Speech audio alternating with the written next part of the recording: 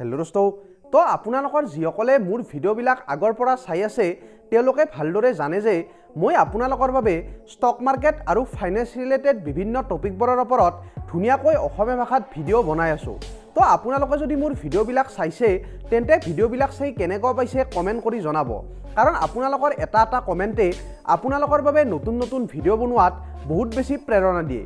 আৰু যদি আপোনালোকে মোৰ ভিডিঅ'বিলাক এতিয়ালৈ চোৱা নাই তেন্তে এতিয়াই গৈ মোৰ ভিডিঅ'বিলাক চাই ল'ব আৰু এটা এটা কমেণ্ট কৰি নিশ্চয় জনাই দিব। তো আজি মই আপোনালোকৰ বাবে ষ্টক মাৰ্কেটৰ দুটা এক্সচেঞ্জৰ বিষয়ে জনাম, যি দুটা এক্সচেঞ্জৰ বিষয়ে জনাটো আপোনালোকৰ বাবে বহুত বেছি দৰকাৰী। তো ভিডিঅ'টো আৰম্ভ কৰাৰ আগতে আপোনালোকে মোৰ চেনেলটো ছাবস্ক্ৰাইব কৰি ভিডিঅ'টো এটা লাইক কৰি দিলে মই বহুত বেছি সুখী হ'ম। তেন্তে আহক ভিডিঅ'টো আৰম্ভ কৰোঁ। তো ভিডিঅ'টো আৰম্ভ কৰাৰ আগতে মই আপোনালোকক কওঁ যে আপোনালোকৰ কিছুমানে ষ্টক মাৰ্কেটৰ বিষয়ে ভালদৰে জানিবও পাৰে, কিন্তু যিহেতু মোৰ ভিডিঅ'বিলাক ষ্টক মাৰ্কেটৰ বিষয়ে একো নজনা নাইবা একেবাৰে প্ৰথমৰ পৰা শিকিব বিচৰা মানুহবিলাকেও চাই, সেয়েহে মই ষ্টক মাৰ্কেটৰ বিষয়ে A to Z ভিডিঅ'বোৰ বনাব লগা হৈছে আৰু মই আপোনালোকৰ বাবে A to Z ভিডিঅ'বিলাক বনায়ো যাম।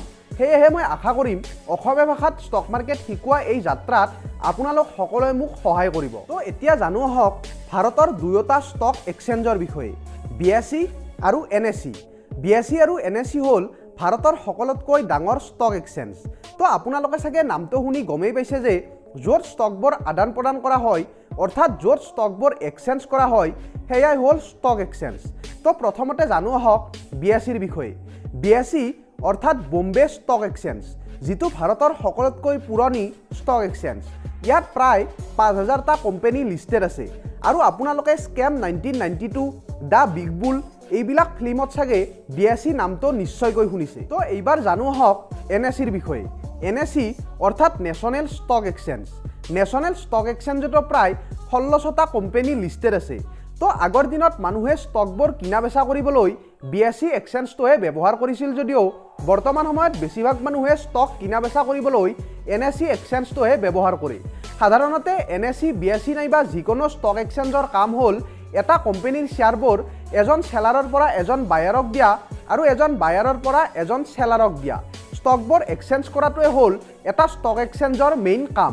তো এইখিনিয়ে হ'ল BSE আৰু NSEৰ বিষয়ে থুলমূলকৈ জানিবলগীয়া কথা।